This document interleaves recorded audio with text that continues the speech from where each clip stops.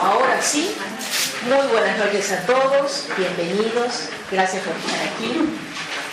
Siempre es un placer, como hablábamos minutos antes con Inés, tenerla a ella aquí todos los años.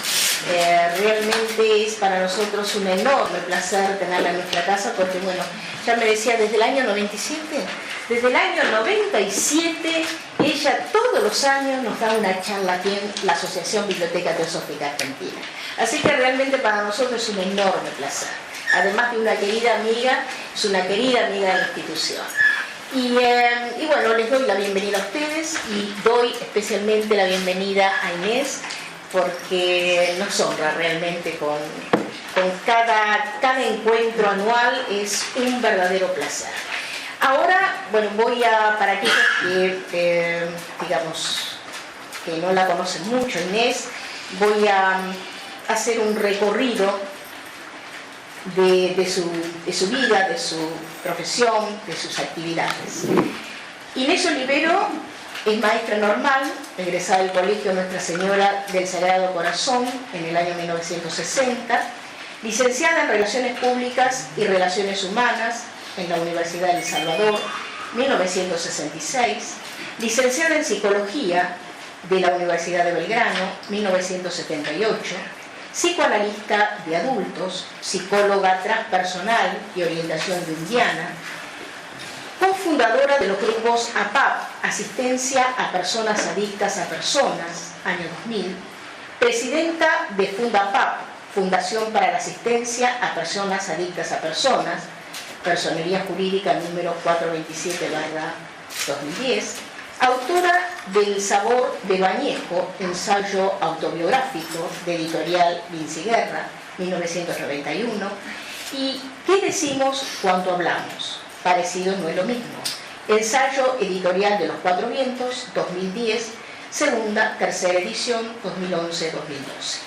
Colaboró en el programa La Voz de la Noche de Mariló López Garrido desde marzo del 2006 hasta abril del 2011 por Radio Continental AM 590. En el año 2012 participó en un micro en el programa Curiosa Noche de Daisy May King hasta el 28 de noviembre del 2012. En los años 2011-2012 realizó un ciclo de charlas taller ¿Qué decimos cuando hablamos? En el Teatro Güemes de Mar del Plata. Realiza una charla anual en nuestra institución, docente del curso de extensión universitaria Codependencia y Vínculos Adictivos en la Universidad Maimónides, junto a otros profesionales especialistas en dependencia emocional, desde el año 2010 hasta la actualidad. Y bueno, la charla que hoy nos convoca es precisamente un tema muy urticante, que es la culpa y el perdón. Así que bueno, la vamos a escuchar a Inés como todos los años. Gracias. Gracias. Bueno, buenas tardes a todos. Gracias por venir, por ocupar una parte de este domingo en venir a escuchar. El tema de hoy comienza con el reconocimiento de que el ser humano es imperfecto, inacabado y en proceso. Camino hacia el destino de convertirse en un ser humano que aún no es.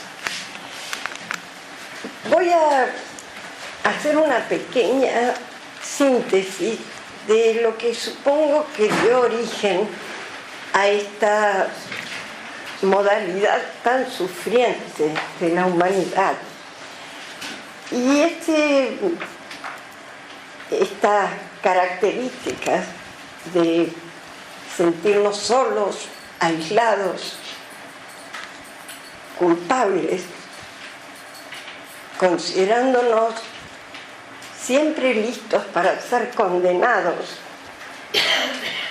se ensambla en el sentimiento de separatividad originario. Todas las culturas se fundan en un mito, y el mito en el que estamos inscritos en Occidente es el mito del paraíso terrenal. Ese mito enmarca el proceso evolutivo humano y muestra sus límites y sus posibilidades. El paraíso terrenal se compone de Adán y Eva inocentes en el paraíso.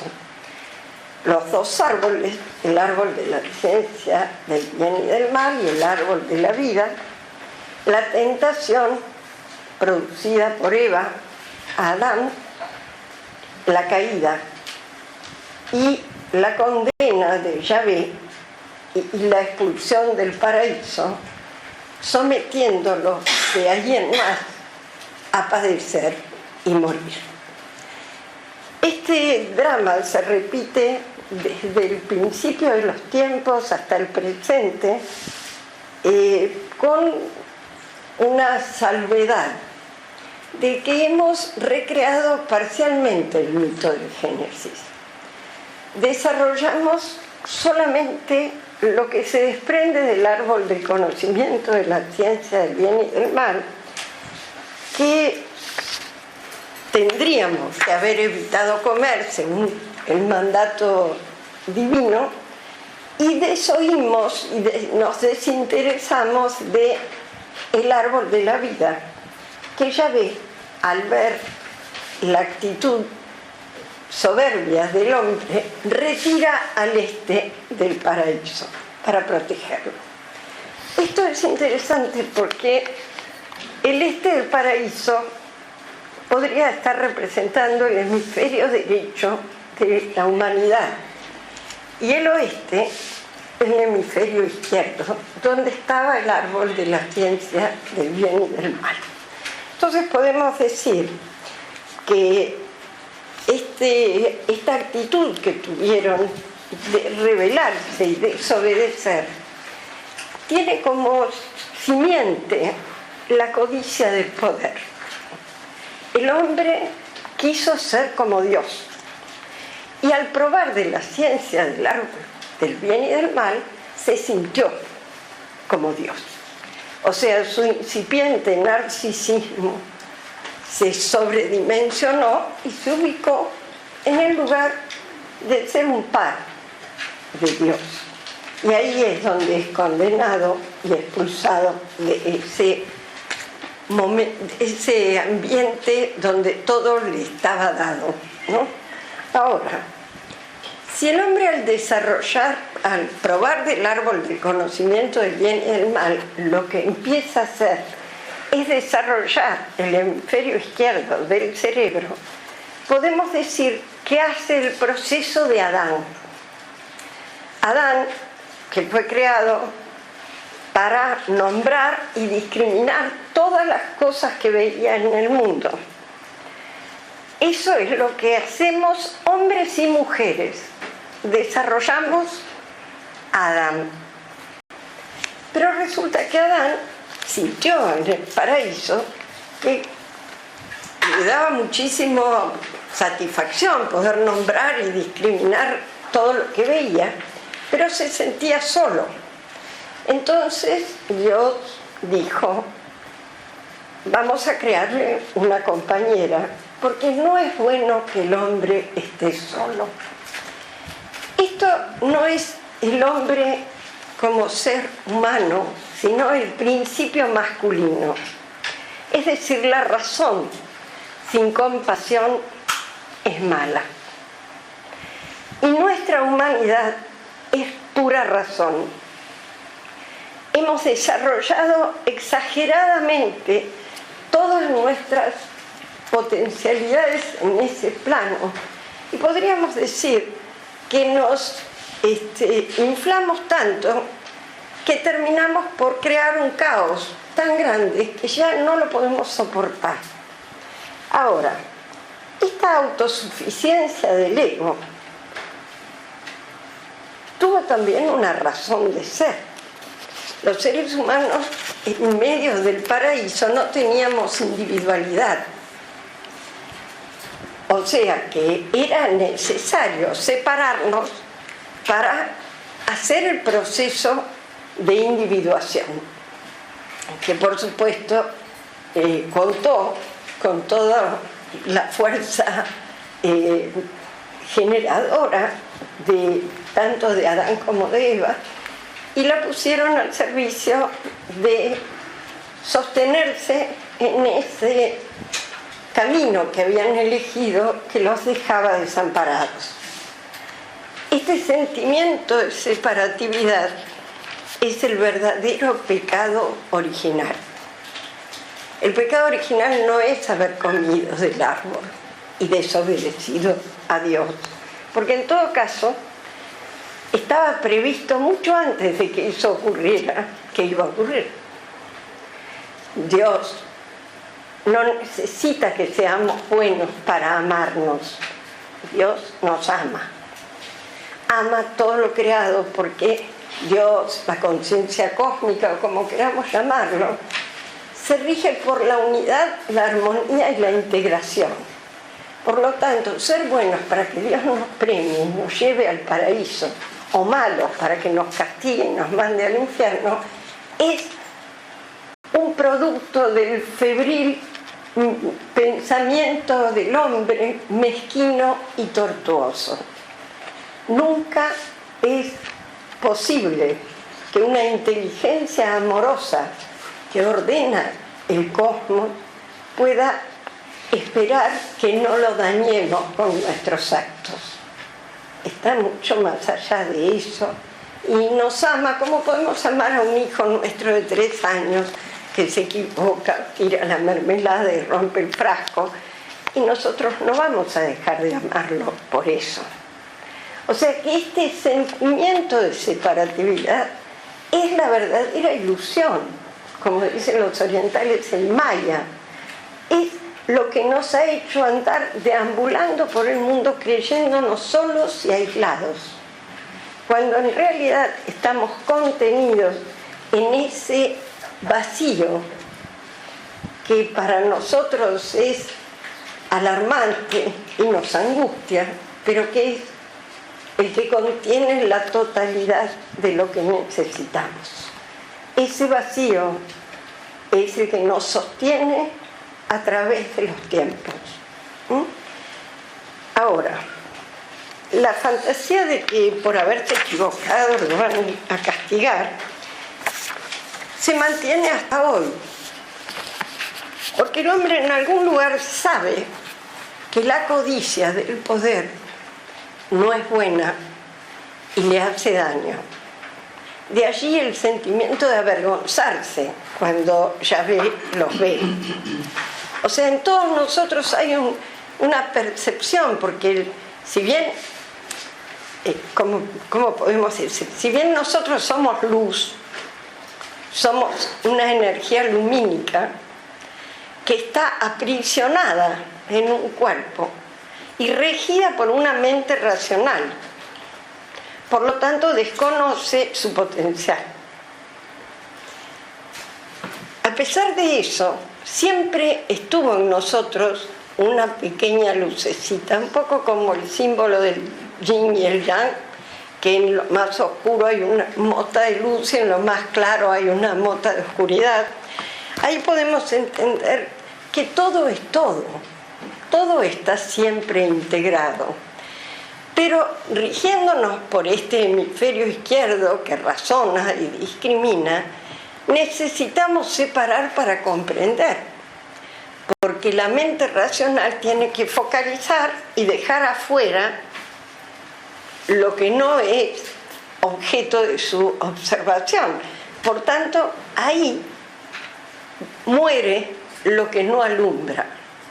Estamos condenados a padecer y morir con esta forma de mirar la realidad.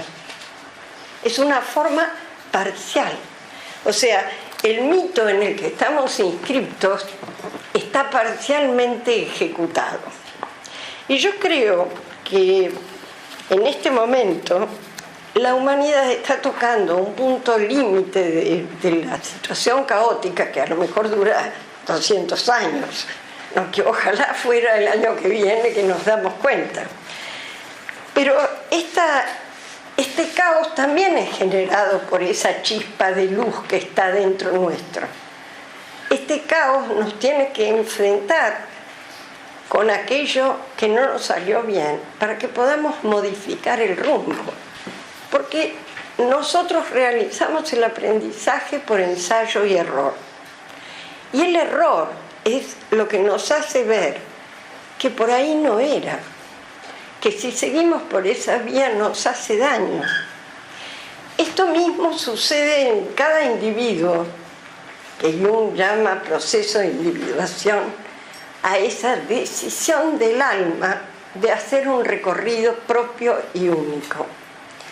Pero en todo proceso de individuación se elige no por conveniencia, sino por lealtad a sí mismo. Y el motor es descubrirse a sí mismo en toda su plenitud. Yo creo que la humanidad, en grandes ciclos, también está haciendo su proceso de individuación y está enfrentada en este momento con las dificultades a las que arribó por su sistema de creencias. Yo creo que una vez que elegimos esta forma de vida, nos enfrentamos con que las consecuencias son la espera de obtener un resultado. Entonces, fíjense, lo masculino es resultado, lo femenino es proceso. Nosotros todos estamos buscando resultados, todo el tiempo. Hacemos las cosas para que nos feliciten, dejamos de hacerlas para hacernos importantes frente a los demás, y que no nos importa y hacemos lo que queremos. Siempre estamos buscando un resultado con nuestras decisiones. Y todo resultado genera expectativa, porque esperamos que los otros hagan algo de lo que nosotros deseamos, reproche al ver que el otro no hace lo que nosotros deseamos, o reproche porque no cumplió con sus promesas, que en definitiva es la expectativa que el otro tenía de sí mismo que no pudo cumplir. Culpa porque algo mal habré hecho si no obtengo este resultado, y miedo, que es lo que está en la base de toda nuestra experiencia racional. La ciencia se constituye para calmar el miedo. En la medida que nosotros podemos abrir el prisma y sentir que está todo bien, que nuestros errores eran necesarios, que Eva tentó a Adán porque era necesario separarse y conseguir una individuación, pero que esa instancia ya se hizo y que estamos en otra etapa evolutiva de la humanidad que necesita hacer otra cosa. Y como es Eva la que tienta, esperemos que esta Eva que está surgiendo en estos momentos, porque este proceso ya está iniciado. Hay muchísima gente en el mundo que está trabajando en esta línea. Esta Eva nos va a orientar mediante su tentación a hacer algo que aún no hemos hecho. Lo que ocurre es que tenemos que luchar con algo terrible que nos aprisiona y nos condiciona, que es la inercia y la comodidad. La inercia a repetir lo conocido para no tener que crear algo nuevo, y la comodidad de aceptar la transmisión de nuestros ancestros y repetirla sin cuestionarla. Estos son dos frentes muy, muy importantes que tenemos que considerar en el proceso evolutivo. Si nosotros podemos tener la humildad de mirar lo que hemos hecho y reconocer que nos equivocamos, se abre un nuevo camino, se abre una posibilidad inmensa e insospechada. Pero para eso hace falta que hagamos entrar en escena a Eva en la humanidad.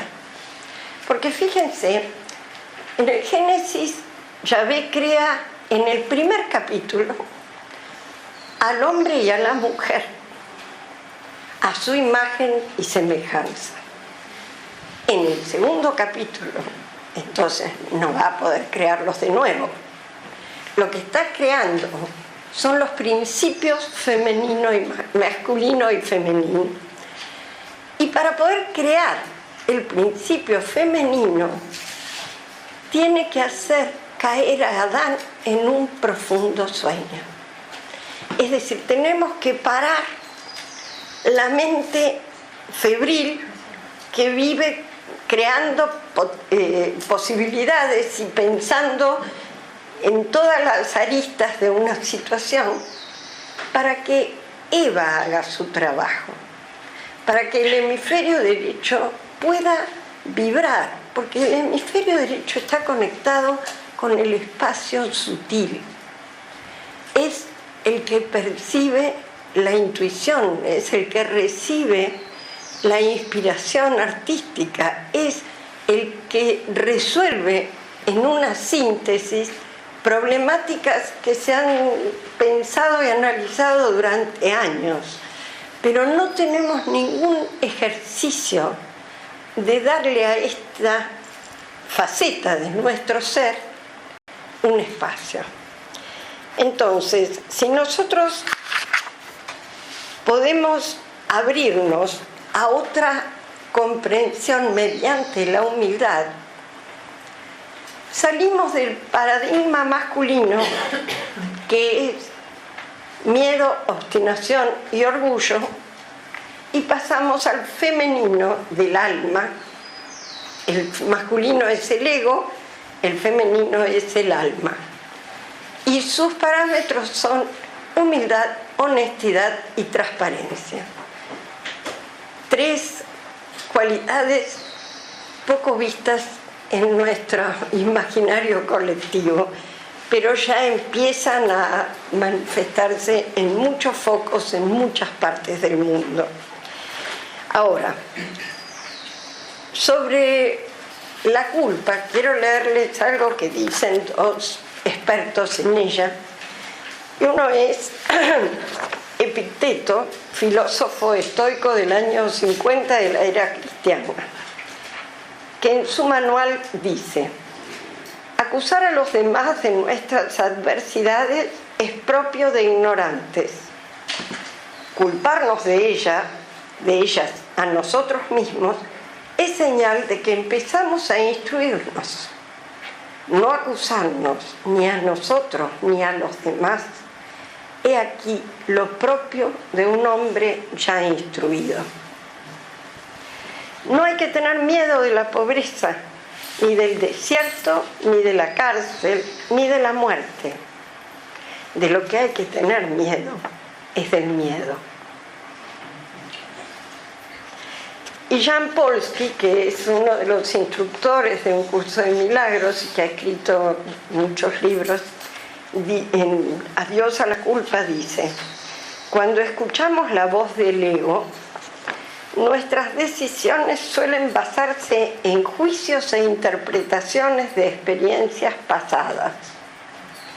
Para sobrevivir, el ego nos dice que tenemos que buscar la culpa en nosotros mismos y en los demás. Y esta preocupación entre quién es culpable y quién inocente es la base de nuestro proceso de toma de decisiones. Esta atracción que el ego experimenta por la culpa produce el miedo correspondiente al amor. Lo opuesto del miedo es el amor. Pues es imposible que el amor y el miedo coexistan. Vivir atado a la culpa es el modo que tiene el ego de mantenernos atrapados en el pasado, condenándonos a nosotros mismos y a los demás. Este miedo es el que hay que empezar a ver como una fantasía loca de la humanidad. El miedo produce agresores. produce quienes vayan a actuarlo contra mí. Si yo no tengo miedo, no lo convoco. Fíjense que cuando yo decía que nosotros somos seres de luz, somos turbinas energéticas que podemos brillar o apagarnos según el tipo de pensamientos con que nos alimentamos. Si yo pongo en mi mente pensamientos negativos, la luz se va apagando. Si pongo pensamientos positivos, se enciende. Y esto es un proceso que hacemos todos los días sin darnos cuenta.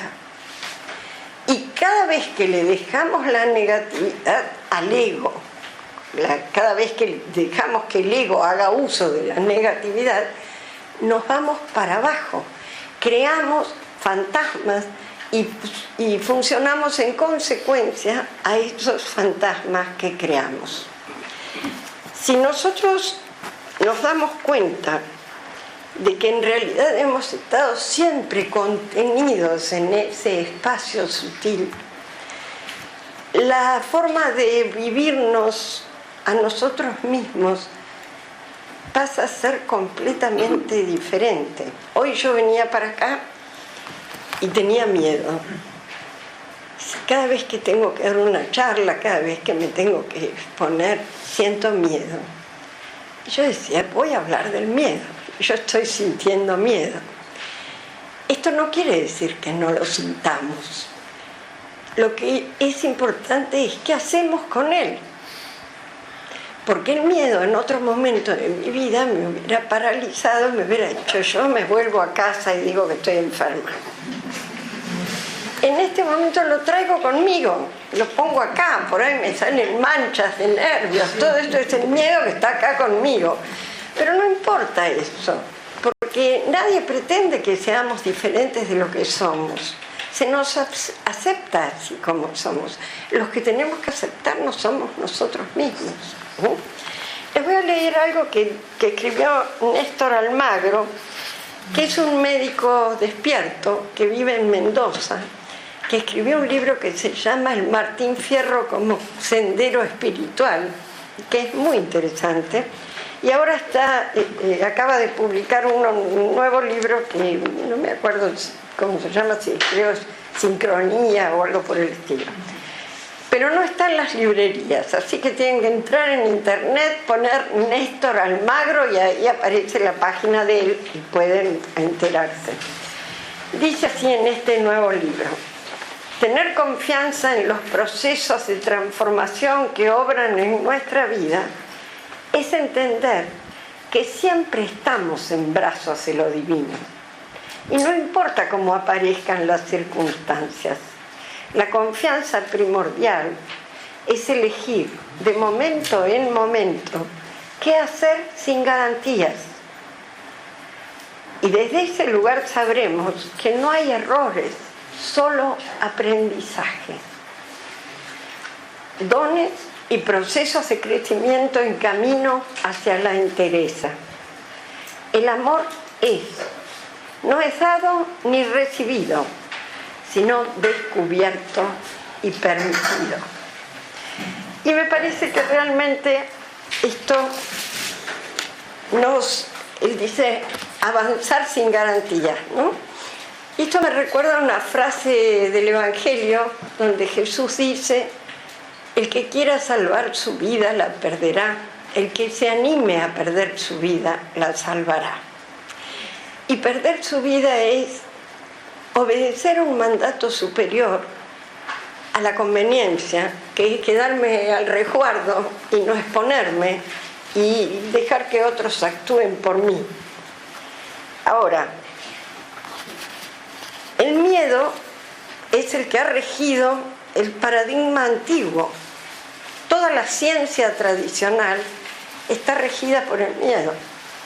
La medicina, la educación, la psicología, todas buscaban el agresor afuera para estar preparados para solucionarlo. Hoy están apareciendo nuevas modalidades de las ciencias antiguas y nuevas ciencias que perciben la realidad de un modo completamente nuevo. Porque este nuevo paradigma que se está construyendo, que todos estamos construyendo, porque un paradigma se vislumbra antes de concretarse, y poco a poco los diferentes pensadores del mundo están haciendo cada uno sus aportes, y nosotros también, ¿no? Este nuevo paradigma se apoya en Eva, en el amor, en la confianza, en la certeza y no en la duda. Pero claro, si uno dice en psicología tengo certeza, el terapeuta dice está en la nuca, porque en este mundo no hay certezas. Estamos hablando de eso que es mi otro mundo interno, que sí me da certezas. Pero a ese mundo llegamos mediante la meditación, mediante la observación contemplativa de la naturaleza, la oración, el arte, el trabajo corporal. Todo eso nos pone en una frecuencia que no es la racional y que nos permite percibir algo nuevo que baja como un chispazo de luz, ¿no? Ahora, a mí se me ocurre que este proceso en el que la humanidad está inserta podría utilizar el modelo de Alcohólicos Anónimos. A ver si puedo transmitirles lo que quiero decir.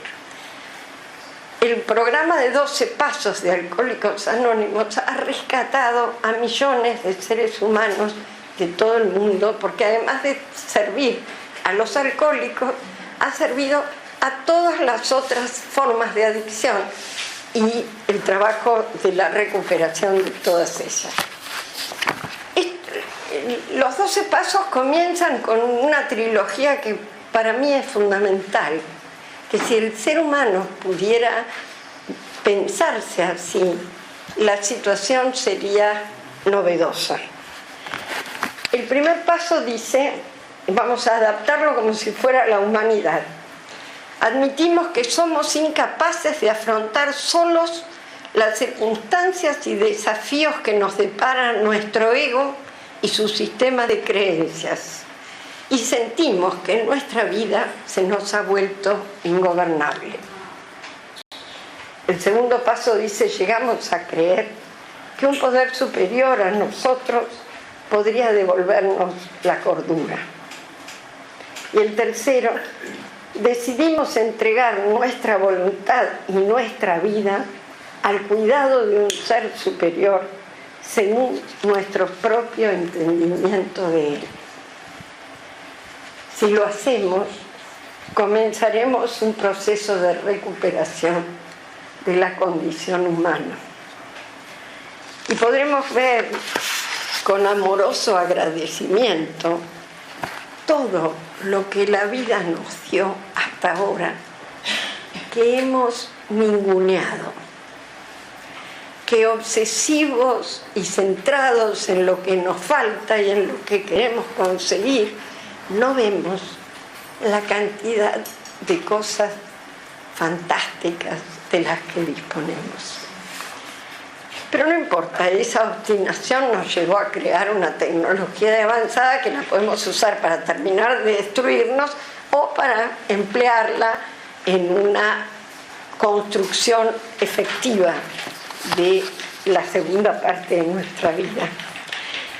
Esta intuición es la que nos hubiera dado el árbol de la vida del paraíso. El árbol de la vida es el que une e integra y concentra la totalidad, no deja a nadie afuera.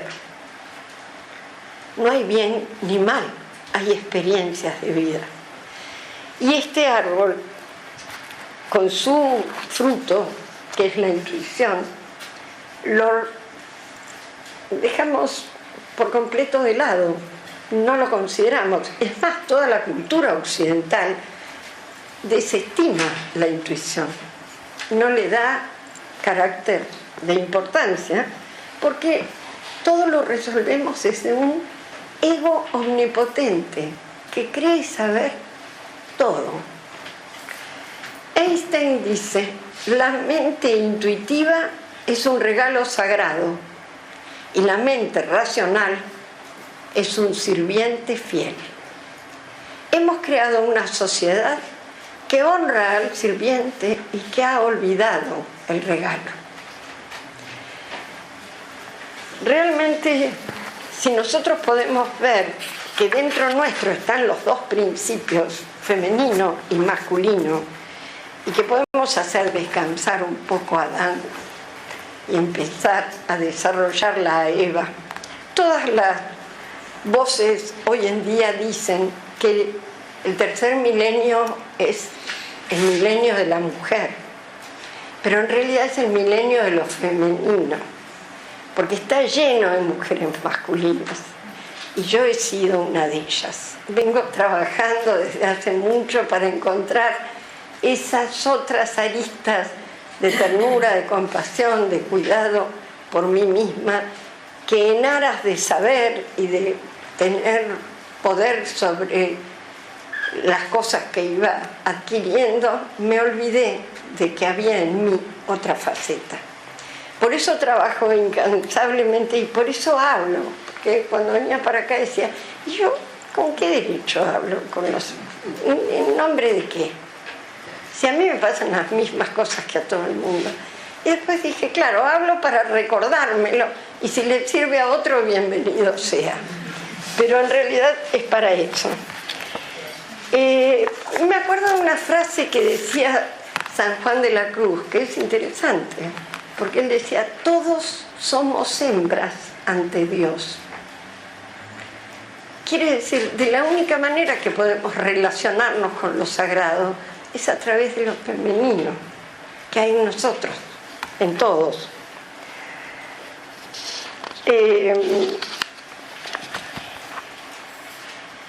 Yo creo que este árbol de la vida ya lo empezamos a buscar. Yo hará unos 20 años empecé a estudiar Cábala y me di cuenta que en realidad era eso, el árbol de la vida es el árbol de la verdad, es el árbol de la sabiduría, que no es solo de la Cábala, pero es la Cábala quien mejor lo instrumenta. Y parecía que era un conocimiento exótico, como si de qué te las tirás estudiando estas cosas, pero en realidad era una necesidad imperiosa de entender cómo suturar la separatividad de nuestra vida. Y la verdad es que me dio un montón de puntas y de posibilidades para enriquecerme, entendiendo los opuestos y entendiendo que si no me polarizo y me quedo en el centro, puedo ver lo positivo que tiene cada uno de los opuestos y ser oportuna en mi definición.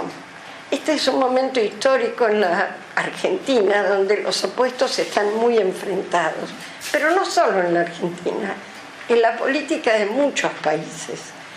Y esto es porque se está poniendo sobre la mesa nuestras heridas para que podamos sanarlas. En lugar de juzgar lo que ocurre, agradecer que lo podamos ver y no posicionarnos en posturas extremistas que lo único que hacen es desbalancear para volver a lo mismo, ¿no?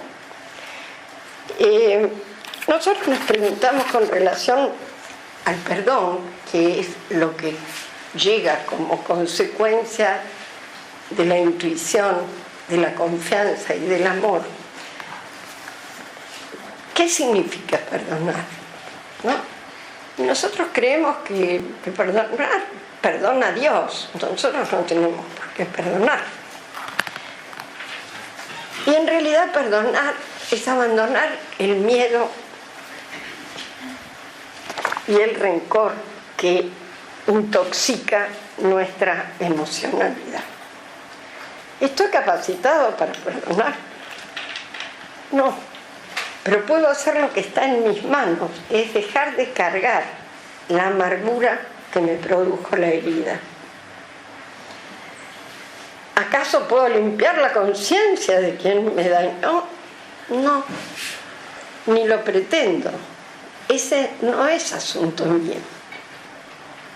¿Soy superior al victimario y por eso puedo concederle el perdón? No, todos somos iguales en nuestro ser. Las personalidades sí son diferentes, pero no por ello soy superior a nadie. Solo me desprendo de un dolor que ya no me sirve. Creo que hay personas que se merecen el perdón y otras no. Esto lo hemos dicho infinidad de veces. Ahora, no creo ni dejo de creer, porque no me corresponde a mí administrar justicia. Afirmo que hay cosas que no perdonaré mientras viva. Pues, esto es otra de las cosas que decimos. Pero dejo de decirlo cuando me doy cuenta de que eso me mantiene ligado al agresor. En realidad, para retener en mi consciente y en mi inconsciente esta carga venenosa que genera el rencor y el resentimiento, yo tengo que utilizar un quantum inmenso de energía para mantenerme ahí y no distraerme, para seguir pensando que tengo razón. Cuando yo puedo entregar esa herida y decir, yo no tengo nada que ver, no puedo solucionar, no puedo modificar lo que ya ocurrió, pero sí puedo disponerme a abrir mi corazón a cosas que me llenen de amor en lugar de recrear el resentimiento. Cuando descubro tantas limitaciones en mí, me siento una nada. Y eso es magnífico, porque cuando yo siento que soy nada, me encuentro con el todo, porque todo polo alude al otro, y la nada y el todo están en mí, y puedo beneficiarme con su presencia. Pero esta humildad la necesito conquistar, porque la tosudez y la obstinación nos mantiene diciendo, no, ¿y por qué? ¿Yo por qué voy a perdonar esto que me hizo tanto daño? Tengo todo el derecho de estar enojado, de no querer verlo. Pero en realidad, en los trabajos de Hércules, que es el camino del héroe, el viaje del héroe, el octavo trabajo, que es cuando Hércules tiene que matar a la hidra, se encuentra que al arrodillarse se eleva. Ese había sido uno de los consejos de su maestro. Y en verdad, cuando nosotros aflojamos, empezamos a recibir esas respuestas que nos empeñábamos en conseguir por nosotros mismos infructuosamente, y las empezamos a recibir. Pero fundamentalmente despertamos una cualidad diferente en nuestra vida, que es la serenidad. La serenidad proviene del amor y de la compasión. Perdonar es liberarnos de nuestra condena, sin que por ello podamos deshacer el hecho ni la gravedad del mismo. El perdón puede transformarnos en un solo instante. Decidirnos a perdonar y soltar es disponer de una capacidad inmensa de acción. Es volver a contar nuevamente con un potencial que habíamos escondido en el desván. Necesitamos comprender que las personas cometen errores, porque yo cometo errores todo el tiempo. ¿Cómo no voy a poder perdonar el error de otro? Porque además los seres humanos hacemos nuestro aprendizaje poniendo afuera las cosas. Si yo puedo perdonar a otros, me puedo perdonar a mí. Si no, no me puedo perdonar a mí tampoco. Porque la introyección de lo aprendido no puede realizarse. Entonces, en verdad, la culpa y el castigo corresponden al ego y es vivir en el infierno. El perdón y la compasión al alma y es llegar al cielo. Pero todo eso aquí y ahora, no después de morirnos o por premio a lo que hicimos, sino por apertura de conciencia, por decidir una mirada más amplia. Y entonces realmente podemos entender que si nos mantuvimos ahí mucho tiempo es porque no conocíamos el nivel letal que tiene esa característica que nos lleva a enfermedades y a la muerte. Todos vamos a morir, pero podemos dilatarlo un poco. Y además hacer nuestra vida mucho más fértil mientras estemos vivos. Al enterarnos podemos hacer un viraje y apropiarnos de esa guía que la providencia hace desde adentro nuestro y que la hemos desestimado. Les voy a leer lo que dice Fred Luskin, que es el director del proyecto del perdón en la Universidad de Stanford. Está entrando en la universidad como posibilidad, ¿no? Y él dice, el perdón es para usted, no para quien lo ofendió. Lo que sigue brindará otra calidad de vida.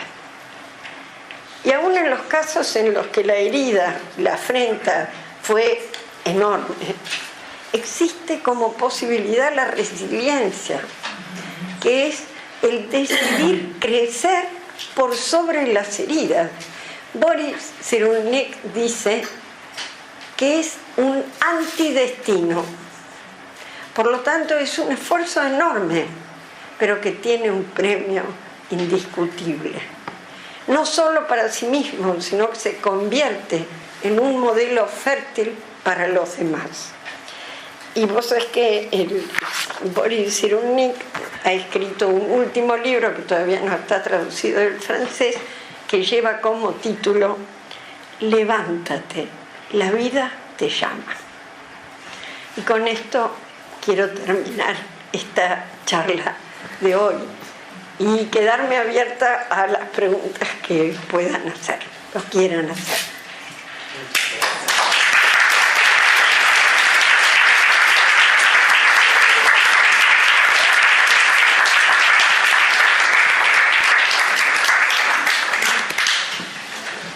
Me interesa que participen porque en esto estamos hablando de heridas compartidas, de fantasías que nos recorren a todos los seres humanos.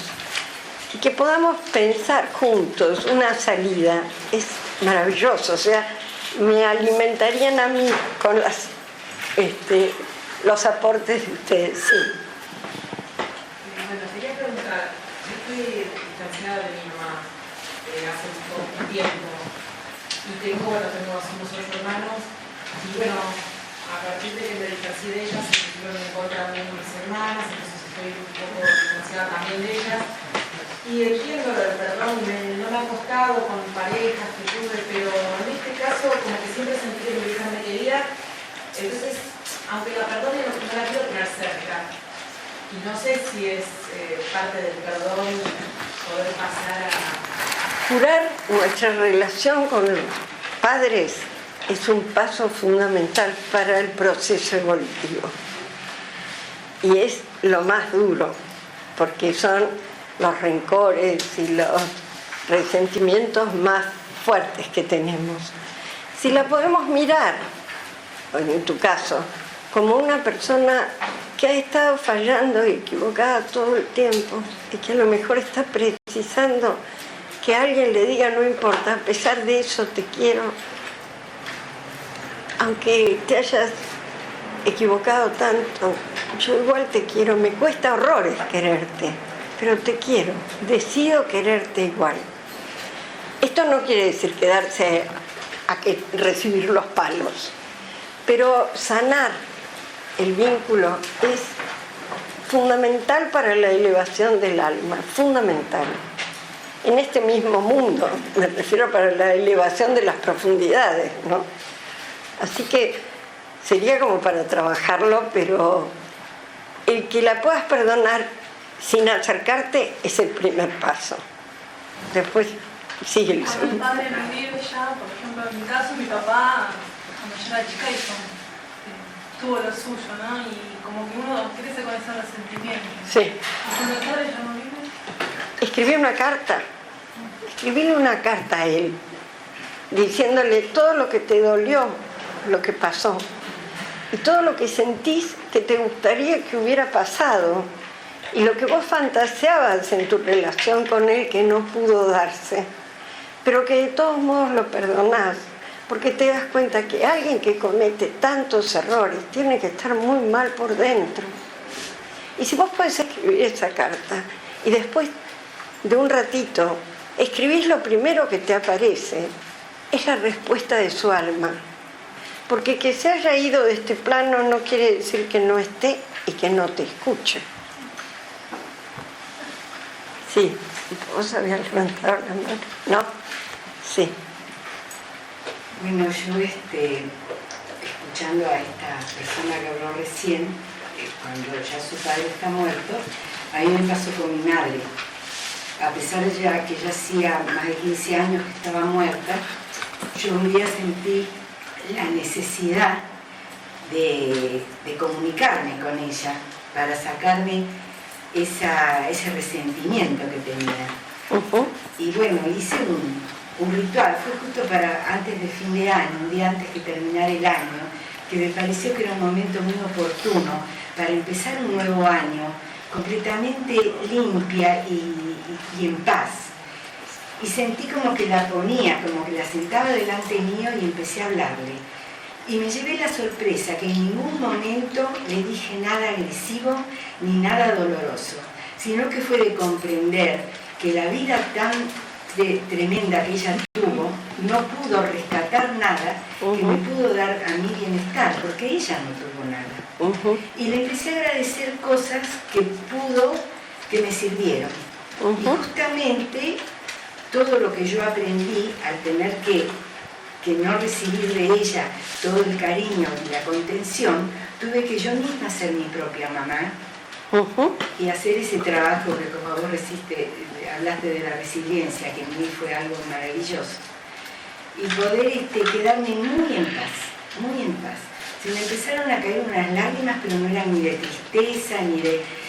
No, eran como unas lágrimas sanadoras y me quedé con una gran paz. Bueno. O sea que después de muerto uno también puede. Pero por supuesto. No perdonar, porque sentí que yo no era quien para perdonar, sino comprender. Bueno, es otro paso. Sí. Bueno, yo vine a esta charla porque la escuché por la radio la semana pasada. En realidad me clavó un puñal sobre algo que dijo una oyente que le hice la pregunta y yo dije, wow. Entonces por eso estoy aquí. Pero bueno, como se trata de otra cosa en la charla, me salgo de eso y quiero preguntar concretamente lo que a mí me pasa, que es la culpa. Soy mamá de un muchacho de 39 años que a los 26 años más o menos se le descubrió el trastorno bipolar a través de la hormona dopamina.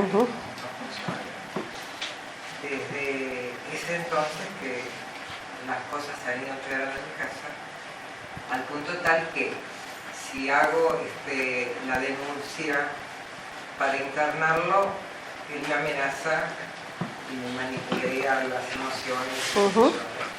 Entonces yo retrocedo. Y si no la hago, vivo en un calvario sometida de todas maneras. Hay que hacerla. Y no sé qué hacer. Hay que hacer la denuncia cuando es necesario, porque cuando no hay otra ley, está la ley. Y nosotros hacemos nuestro proceso evolutivo en ambos planos. Por un lado, lo espiritual es un plano sutil e intangible, pero hay un plano concreto del día a día, que hay que ordenarlo también. Y si no se puede ordenar de una forma, la ley ordena. el resentimiento que él pueda manifestar al amenazar, si logra enderezarse y conseguir para sí mismo una armonía, lo va a terminar agradeciendo. El límite es indispensable, el límite es amor, no odio. Sí. Sí, quería preguntar, para el caso de Perdón, una persona... ¿quedó claro? Sí, sí. Fue. Para el caso de la chica que preguntó cuando alguien no estaba vivo, puede ser también para alguien que ya uno no tenga contacto ni pueda volver a contactar, Por supuesto. pero sepa que está vivo y hacer una Por supuesto. carta. Les voy a decir esto, la energía de la inteligencia o la energía de la luz física tiene un tiempo, una velocidad, mejor dicho, pero la energía del amor es inmediata. Y aunque uno no vea a la persona físicamente, cuando se conecta con su alma, dirigiéndole a esa persona amor, la otra persona la percibe aunque no sepa de dónde viene. Así que es absolutamente sanador esto que podemos hacer en cualquiera de los planos en los que se presente. Gracias. No, de nada. Bueno, yo creo que si dejamos abiertos preguntas y respuestas, vamos a preparar rato. Pero hay una frase que yo creo que cabe, que es esotérica, y fíjense qué interesante, tal vez muchos de ustedes la conozcan, que nos puede servir. Y dice: quiéranme cuando menos lo merezca, porque es cuando más lo necesito. Así es. Porque querer lo querible es fácil, ¿no es cierto? El esfuerzo hay que hacerlo cuando la cosa es un poquito más complicada. Y concretamente, qué interesante, siempre que das tus conferencias acá, me das pie para destacar algunas facetas que ratifican un poquitito tu trabajo, lo justifican y en alguna medida lo enaltece. ¿A qué me refiero? Dijiste: antes de venir acá sentí miedo.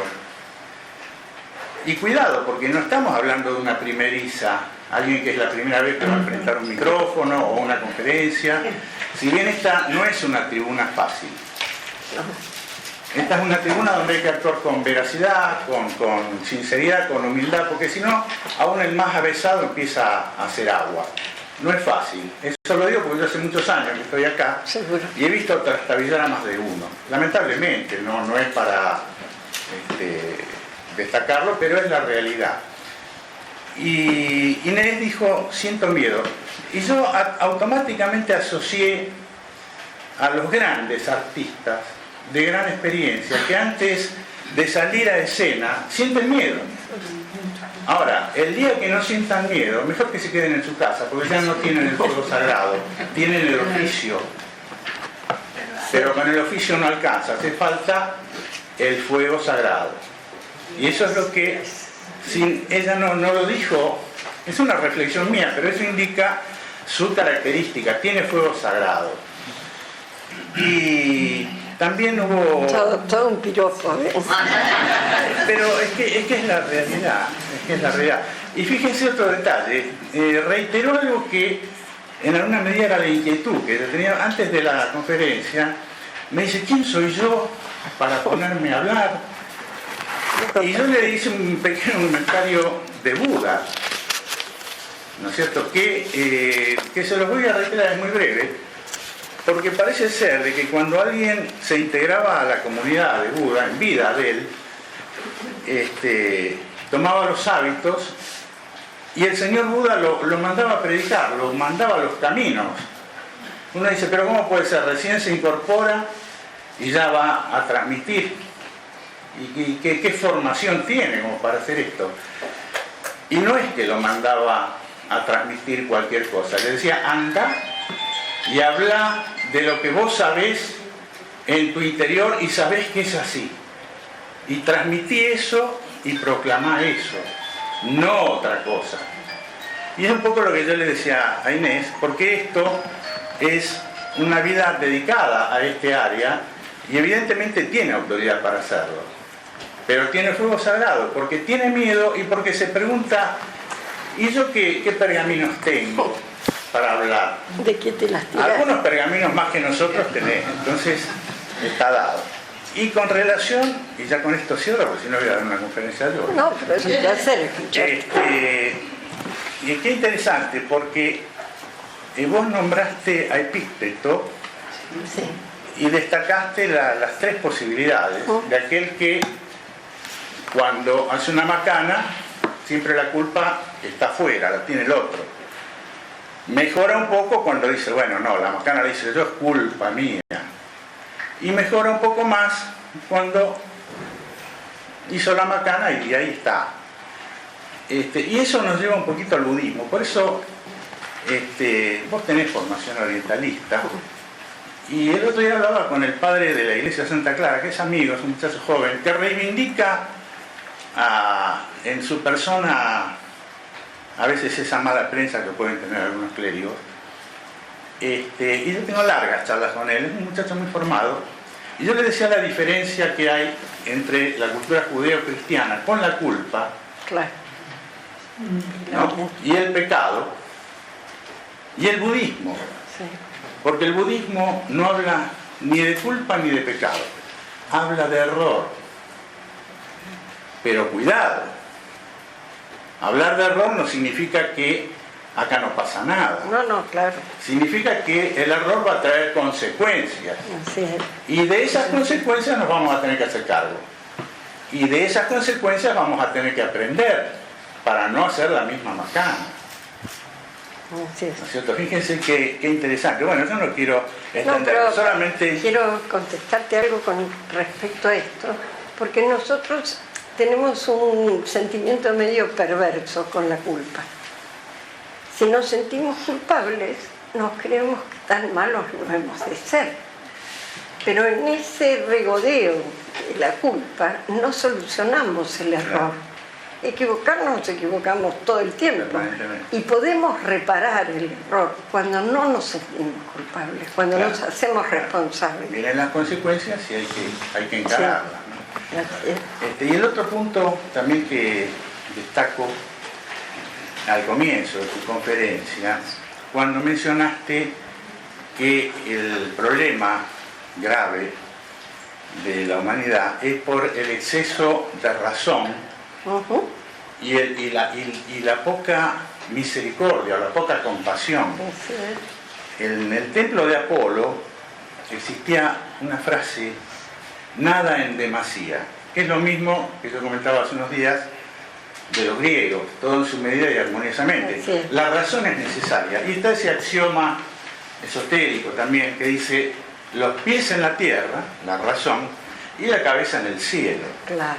Es decir, nadie dice ser un volador, pero nada en demasía.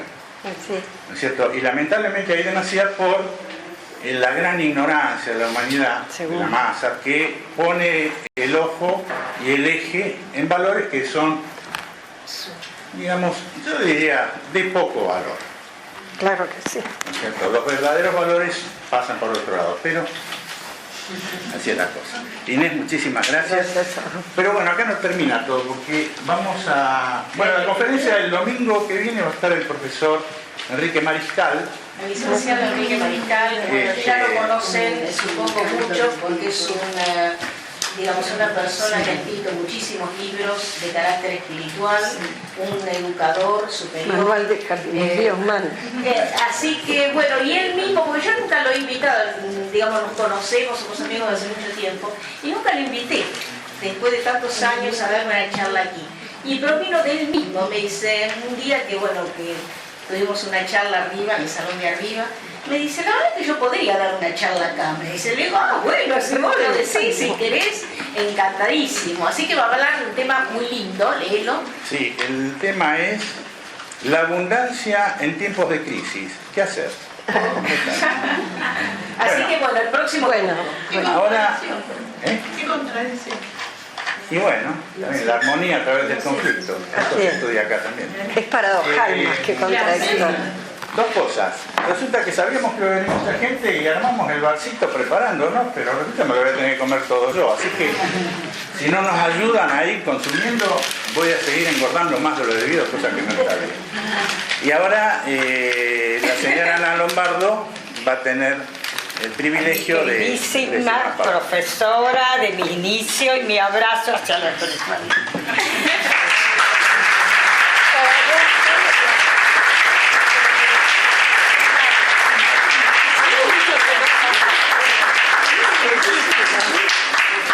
Muchas gracias. Y muchas gracias a todos ustedes por escuchar respetuosamente lo que yo tengo para decir. Gracias. Gracias.